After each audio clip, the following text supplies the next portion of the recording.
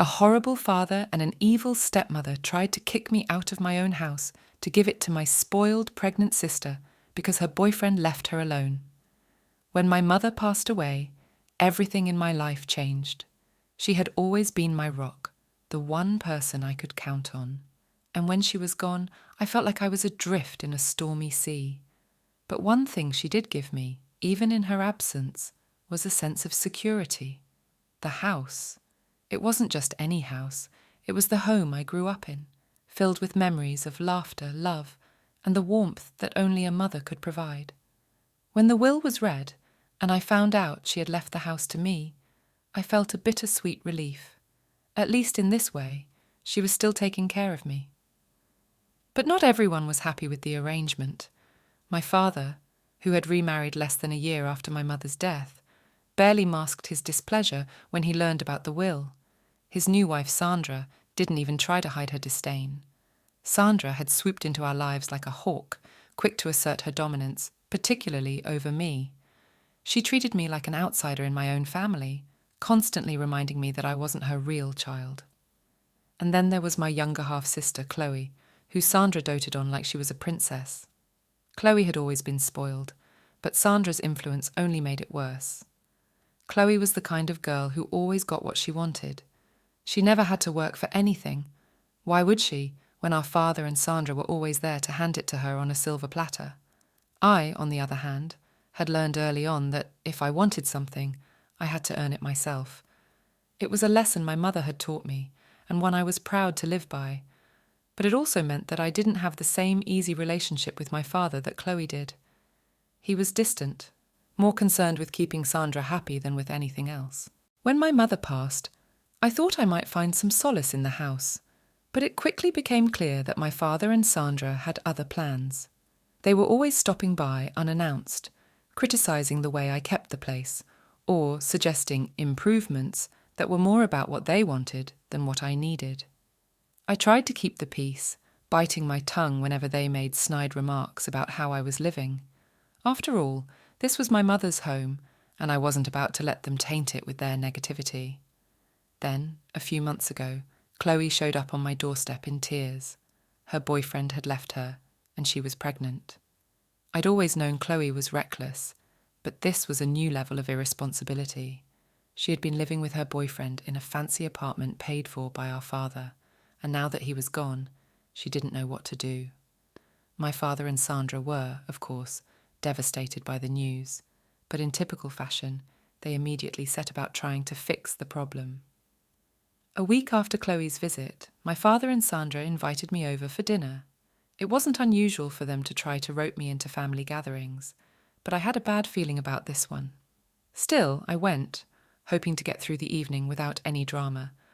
As soon as I walked in, though, I could tell something was off. Sandra was all smiles, too sweet, and my father looked like he had something serious on his mind. We sat down to dinner, and after a few minutes of awkward small talk, my father cleared his throat. "So, we've been thinking," he started, glancing at Sandra for support. "Chloe is going through a tough time right now, and she's going to need a stable place to live, especially with the baby on the way." I nodded, not quite understanding where this was going. "That makes sense. I'm sure she'll figure something out." Sandra jumped in, her voice dripping with faux concern. "Well, that's the thing, dear. We've been thinking that maybe the best solution would be for Chloe to move into your house. It's the perfect size for her and the baby, and it would give her a fresh start." For a moment, I was too stunned to respond. "You want Chloe to move into my house?" Sandra gave me a tight smile. "It would be just temporary, of course, just until she gets back on her feet." My father nodded, his eyes avoiding mine. "It's just, you know how much your mother cared about Chloe. She'd want us to help her." I could feel my blood boiling. "This was Mum's house," I said, trying to keep my voice steady. "She left it to me. I'm not just going to hand it over." Sandra's smile faded, and she leaned forward, her tone taking on a more insistent edge. "We're not asking you to hand it over, dear. We're asking you to think about what's best for the family. Chloe needs this right now, and you can always find another place to live." I looked at my father, searching his face for any sign of support, but he was still avoiding my gaze.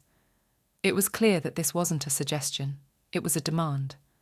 They were trying to push me out of my own home, the last piece of my mother that I had left, all because Chloe had gotten herself into a mess. "I'm not moving out," I said firmly. "This is my house. Mum left it to me, and I'm not going anywhere." Sandra's expression hardened, and she exchanged a glance with my father. "I don't think you understand the situation, dear. Chloe is family and she's about to have a baby. She needs stability, and it's your responsibility to help her." "Why is it my responsibility?" I shot back, unable to hold back the anger any longer. "She's the one who got herself into this situation, and now you're trying to make it my problem. This is my home. I'm not giving it up."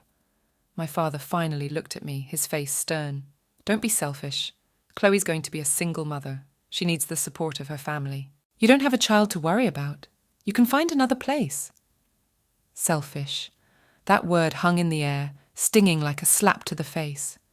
I had spent my entire life trying not to be a burden, working hard to be independent, to take care of myself. And now, because I wasn't the one who had made a series of irresponsible choices, I was the selfish one. I stood up, my hands shaking with anger. "I'm not moving out," I repeated, my voice low but firm. "And if you try to push me out, I'll fight you every step of the way." Sandra's eyes narrowed, and I could see the calculating look in her eyes. She wasn't used to being defied, especially not by me. "You don't want to make this difficult, dear. Think about what your mother would have wanted." That was the final straw. They were trying to use my mother's memory against me, to manipulate me into giving up the only thing I had left of her. I couldn't believe how far they were willing to go to get what they wanted. "This is exactly what Mum wouldn't have wanted," I said, my voice trembling with emotion. "She wouldn't want you to bully me out of my own home just to accommodate Chloe's mistakes. I'm done discussing this." Without waiting for a response, I turned and walked out of the dining room, my heart pounding in my chest. I heard Sandra call after me, her voice sharp, but I didn't stop. I couldn't. If I stayed, I would say things I couldn't take back, and I wasn't ready to deal with that fallout. Not yet. As I drove home, my mind was racing. I had always known my father and Sandra favoured Chloe, but this was on another level. They were actually trying to push me out of my own house, the house my mother had left to me, just to make things easier for Chloe. It was unbelievable, and I knew it was going to get worse before it got better. They wouldn't give up easily, and I would have to be ready for whatever came next. But one thing was certain, I wasn't going to let them take my home, not without a fight. The days following that disastrous dinner were tense and filled with an ominous silence. My father and Sandra didn't reach out, and neither did I. The lines had been drawn, and I knew that any further contact would only escalate the situation. I couldn't believe how quickly things had spiraled out of control, but I also knew I couldn't back down. This wasn't just about a house.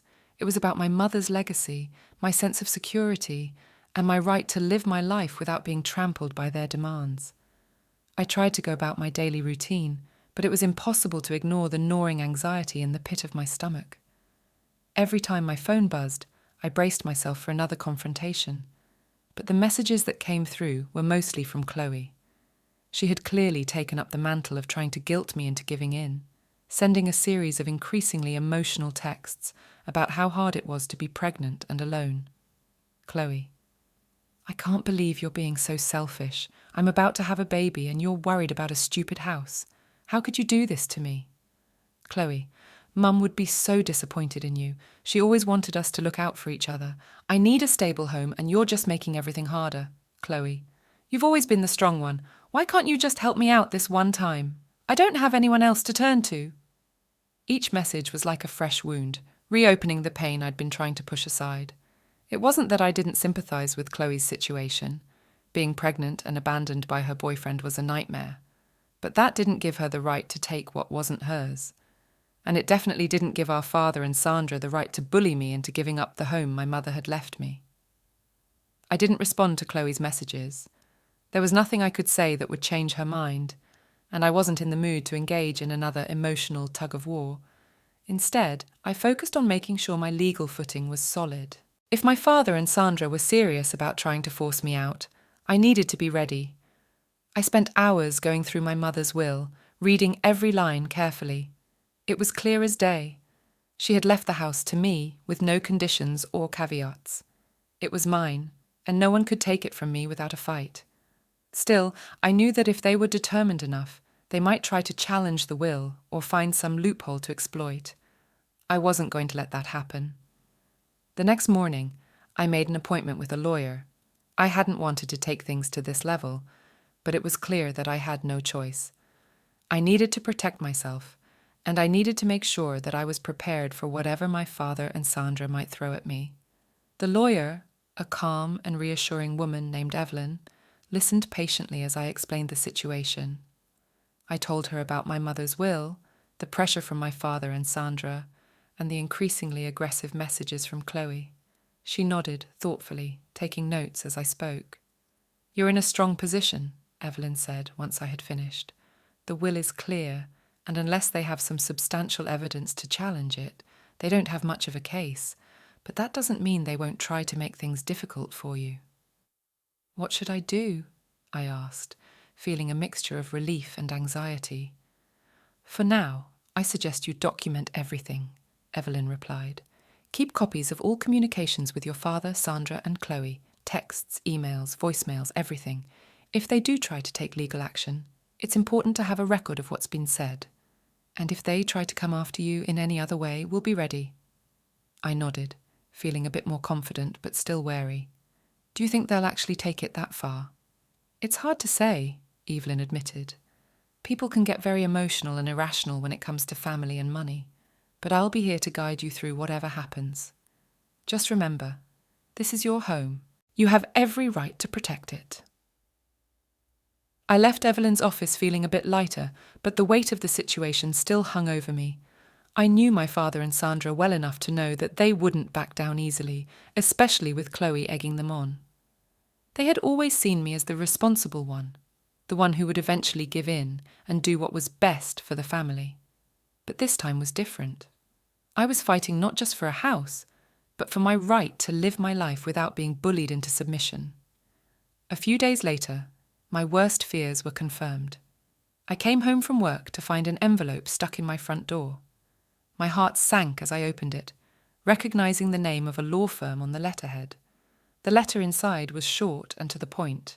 My father and Sandra were contesting the will, claiming that my mother had intended for the house to be used for the benefit of the entire family, and that Chloe, as a soon-to-be single mother, had a greater need for it.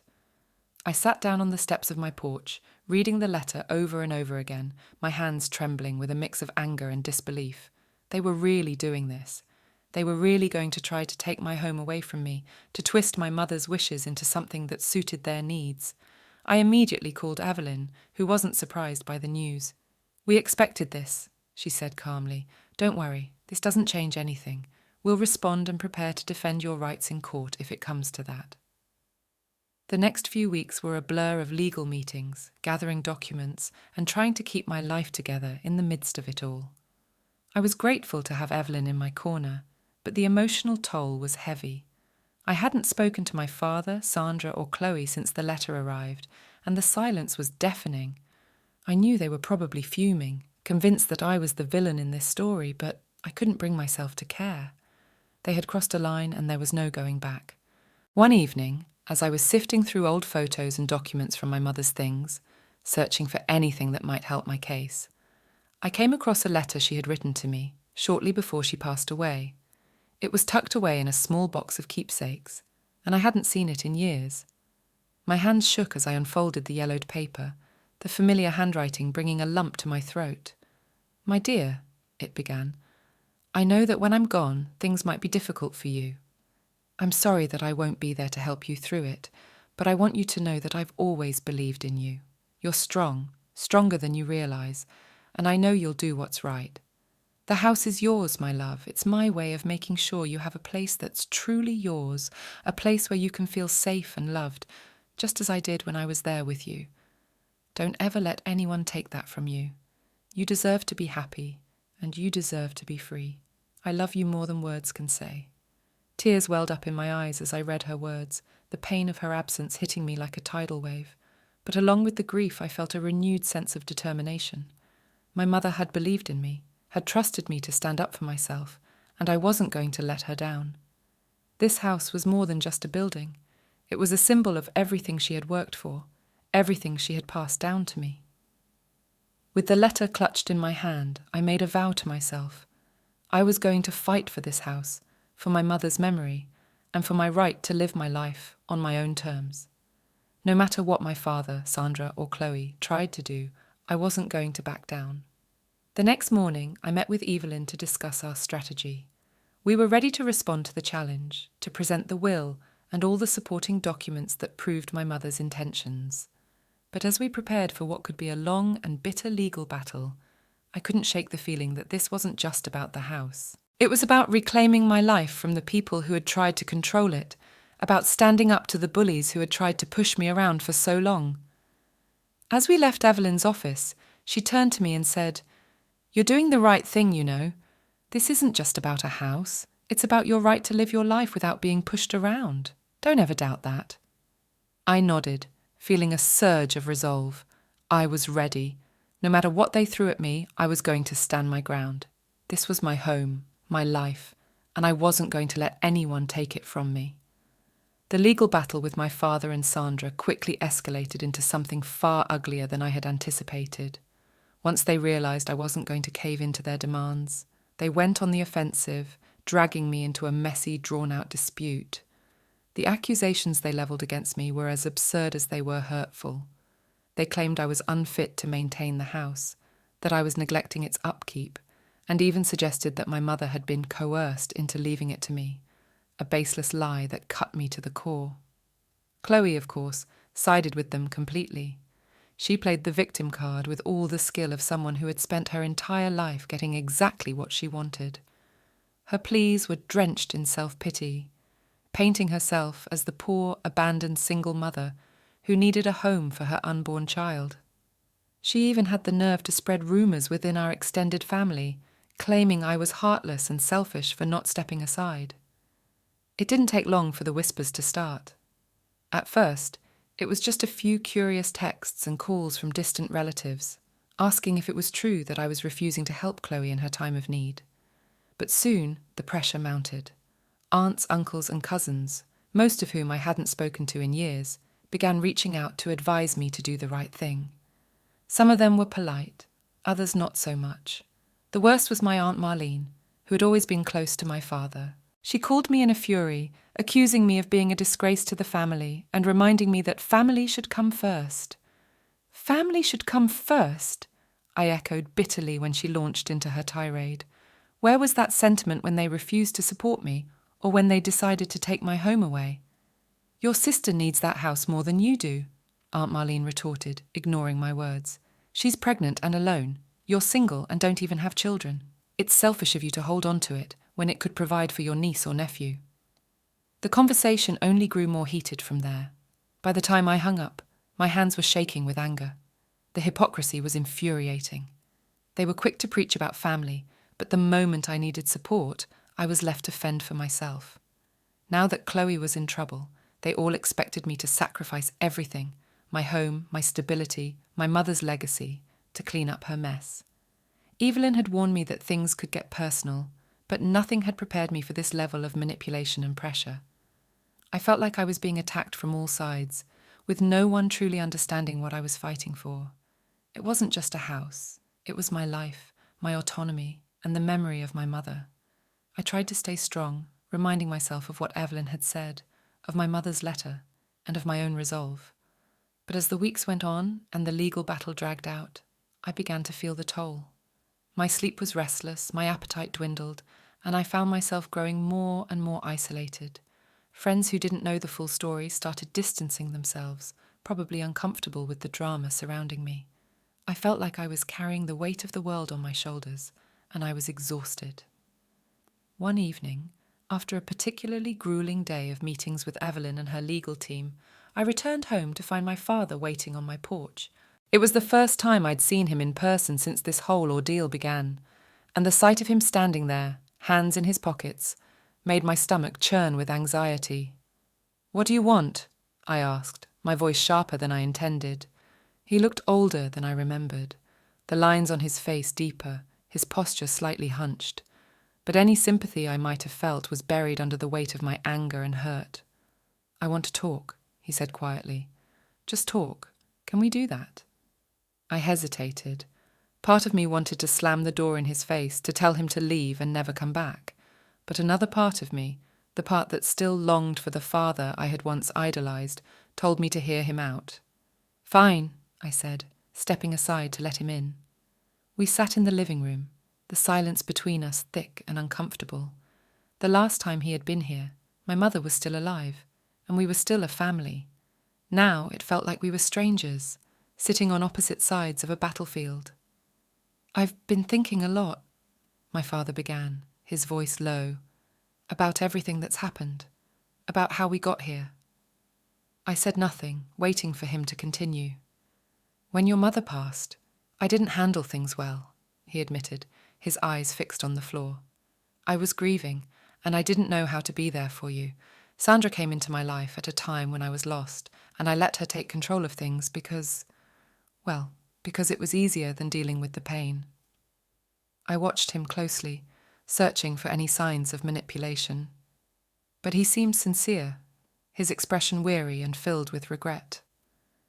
"None of that excuses what's happening now," he continued. "But I want you to know that I never wanted things to get this far. I never wanted to hurt you." "Then why are you doing this?" I asked, my voice trembling with the weight of everything I had been holding in. "Why are you trying to take my home away from me?" He finally looked up at me, his eyes filled with a sadness I hadn't seen in a long time. "Chloe is in trouble," he said simply. "She made a lot of mistakes, but she's still my daughter, and she needs help." I convinced myself that this was the only way to help her. But I see now that I was wrong. I let Sandra push me into this, and I let you down. For a moment, I didn't know what to say. Part of me wanted to lash out, to tell him that it was too late for apologies. But another part of me, the part that still loved him despite everything, wanted to believe that he meant what he was saying. "You can still stop this," I said quietly. "You can end this whole thing and leave me and my home alone. But you have to choose Chloe's whims or your own daughter's life." He hesitated, and I could see the conflict in his eyes. Finally, he nodded. "I'll talk to Sandra," he said. "We'll drop the case. But please, try to understand where we were coming from. I don't expect you to forgive us, but I want to make things right." "I don't know if that's possible," I admitted, the anger giving way to exhaustion. "This whole thing has been a nightmare, and I don't know if we can ever go back to the way things were." He nodded again, looking defeated. "I understand, but I'm going to try." After he left, I felt a mix of emotions, relief that he was finally willing to back down, but also a lingering sadness that things had come to this. The man who had once been my hero was now a shadow of himself, manipulated by his new wife and caught up in a web of lies and deceit. And while I wanted to believe that he could make things right, I knew that some wounds were too deep to heal. The next morning, Evelyn called with surprising news. "Your father's lawyer just contacted us," she said, sounding almost as shocked as I felt. "They're withdrawing their case. It's over." I felt a rush of relief so intense that I almost couldn't breathe. The battle was over. They weren't going to take my home. I had won. But the victory was bittersweet. As I sat on my porch, watching the sun rise over the horizon, I couldn't help but think about everything that had been lost. My relationship with my father, once so strong, was now fractured, perhaps beyond repair. And while I had managed to keep my home, the emotional toll of the battle had left scars that I wasn't sure would ever fade. In the days that followed, I tried to move on. I focused on restoring some sense of normalcy to my life, reconnecting with friends, and throwing myself into work. But the shadow of the legal battle still hung over me, a reminder of just how close I had come to losing everything. One evening, a few weeks after the case was dropped, I received a letter in the mail. It was from my father. I hesitated before opening it, unsure if I was ready to hear whatever he had to say, but eventually curiosity got the better of me, and I unfolded the letter with trembling hands. "My dear daughter," it began, "I'm writing this because I know that words spoken in person sometimes fall short. I want to say again how sorry I am for everything that's happened. I know that I've hurt you deeply, and I don't expect you to forgive me easily. But I want you to know that I'm proud of you. Proud of the strength you've shown. Proud of how you stood your ground. Proud of the person you've become. You were right to fight for the house. Your mother would have been proud of you too. She always believed in you, and so do I, even if I didn't show it in the right way. I've spoken with Sandra, and we've agreed to back off completely. We won't bother you again, but I hope that, in time, you might find it in your heart to let us back into your life, even if it's just a little. I miss you, and I'm sorry that it took this for me to realize how much you mean to me. Take care of yourself and know that I'm always here if you need anything. I set the letter down, feeling a complicated swirl of emotions. The apology was sincere, I could see that, but it didn't erase the pain or the damage that had been done. It didn't change the fact that my father had chosen to side with Sandra and Chloe, that he had put me in an impossible position. But as I sat there, the weight of the past few months slowly lifting, I realized that I wasn't ready to completely shut him out. The relationship would never be what it once was, but maybe, with time, there was a chance for something new, something fragile, but something that could grow if nurtured. I picked up the letter again, reading his words once more, and felt a small, tentative seed of hope. Maybe it wasn't too late to rebuild, to find some way forward, even if it wasn't the path we had originally imagined. For now, I wasn't sure if I could forgive, but I was willing to try. The next morning, I sat down to write a letter of my own. I didn't know exactly what I wanted to say, but I knew I needed to say something. As I began to write, I realized that this wasn't just about making peace with my father. It was about finding peace within myself, about letting go of the anger that had consumed me for so long. Dear Dad, I wrote, thank you for your letter. I appreciate what you said, and I'm glad you're willing to make things right. It's going to take time, but I'm open to trying. Let's start with small steps and see where it goes. I hope we can find our way back to each other, even if it's different from what we had before. As I finished the letter and sealed it in an envelope, I felt a sense of closure. The battle was over, and while the scars would remain, I knew I had done the right thing. I had fought for my home, for my mother's legacy, and for my own sense of self-worth. And in the end, that was what mattered most. As I mailed the letter, I felt a new resolve. This house was mine, my sanctuary, my safe place, a gift from my mother. It was a symbol of everything I had fought for, and I was determined to protect it. But it was also a reminder that even in the darkest of times, there was always a chance for healing, for rebuilding, and for finding a way forward, and that was something worth holding on to. In the weeks that followed, I tried to settle back into a routine, but the events of the past few months weighed heavily on my mind. The house, once a place of comfort and refuge, now felt like a battleground. Even though the legal fight was over and the case had been dropped, the emotional wounds were still fresh. Every corner of the house reminded me of the struggles I had endured to keep it, and the relationships that had been shattered along the way. I spent a lot of time alone, reflecting on everything that had happened. The betrayal by my father and Sandra, Chloe's manipulative tactics, the way my extended family had turned against me. It all felt like too much to bear. I had fought so hard to hold on to my mother's legacy, but in doing so, I had lost something precious, my connection to my family. Even if that connection had always been strained, it was still painful to see it unravel so completely. One afternoon, I received a call from Chloe. I hesitated before answering, my heart pounding in my chest. I hadn't spoken to her since the legal battle ended, and I wasn't sure I was ready to face her again, but something compelled me to pick up the phone. "Hello," I said, my voice tentative. "Hey." Chloe's voice was soft, almost uncertain. "I know this is probably the last thing you want, but I wanted to talk. Just hear me out, please." I didn't respond right away, unsure of what to say. After everything she had done, everything she had said, how could I even begin to have a conversation with her? "Look," she continued, her tone earnest, "I know I messed up.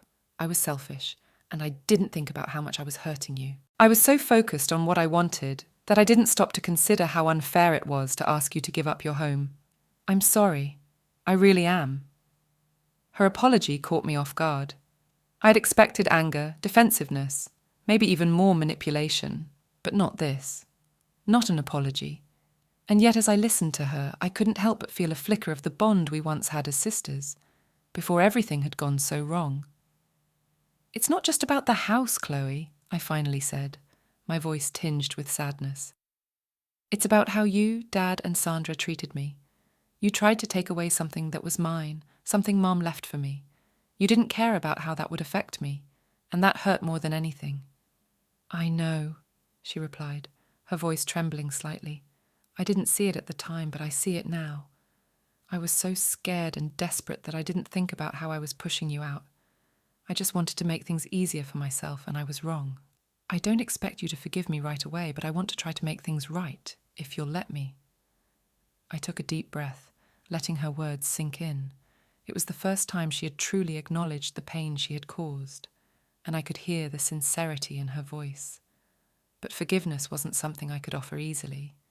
The wounds were still too fresh, and the trust that had been shattered wouldn't be rebuilt overnight. I appreciate the apology, I said slowly, but it's going to take time, a lot of time. You, Dad, and Sandra hurt me in ways that I'm still trying to process. I don't know if we can ever go back to how things were, but maybe we can start small. Chloe was silent for a moment, then she sighed. I understand. I don't want to lose you as my sister, even if I have to earn your trust back. Just know that I'm here, and I'm willing to do whatever it takes. We ended the conversation on a tentative note, both of us unsure of what the future would hold. But for the first time since this whole ordeal began, I felt a small glimmer of hope.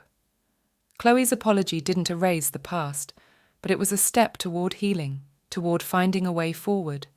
Over the next few weeks, I started to rebuild my life, slowly but surely. I reconnected with old friends, threw myself into my work, and began to make peace with the events that had unfolded. The house, which had once felt like a burden, gradually began to feel like home again. I spent time fixing it up, making small improvements here and there, and with each project, I felt a bit more connected to the space, a bit more like I was honoring my mother's memory. One day, as I was cleaning out the attic, I found an old photo album that I hadn't seen in years. It was filled with pictures from my childhood, family vacations, birthdays, holidays. There were photos of me and Chloe, our faces beaming with the carefree joy of children who hadn't yet learned how complicated life could be. There were pictures of my mother, her smile as warm and comforting as I remembered. And there were even a few pictures of my father, back when he was the man I had once looked up to. As I flipped through the pages, I felt a wave of nostalgia and sadness wash over me. So much had changed since those photos were taken, and yet they were a reminder of a time when things had been simpler, when family hadn't been something to fight over. I found myself wondering if there was a way to recapture even a small piece of that, if there was a way to rebuild some semblance of a relationship with my father, Chloe, and even Sandra. It wouldn't be easy, and it wouldn't happen overnight, but maybe, just maybe, there was a path forward. A few days later, I decided to reach out to my father. I wasn't sure what I wanted to say, only that I wanted to try. I sent him a text, keeping it simple. Hey Dad, I've been thinking a lot, and I'd like to talk. Maybe we can start fresh and see where things go. His response came quickly. I'd like that. Let me know when you're free. We met for coffee a few days later at a small cafe in town. The conversation was awkward at first, both of us unsure of how to navigate the tension that still lingered between us. But as we talked, I could see that he was genuinely trying, that he wanted to mend the rift between us.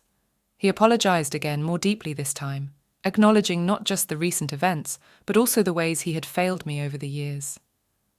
I know I can't make up for everything, he said, his voice filled with regret.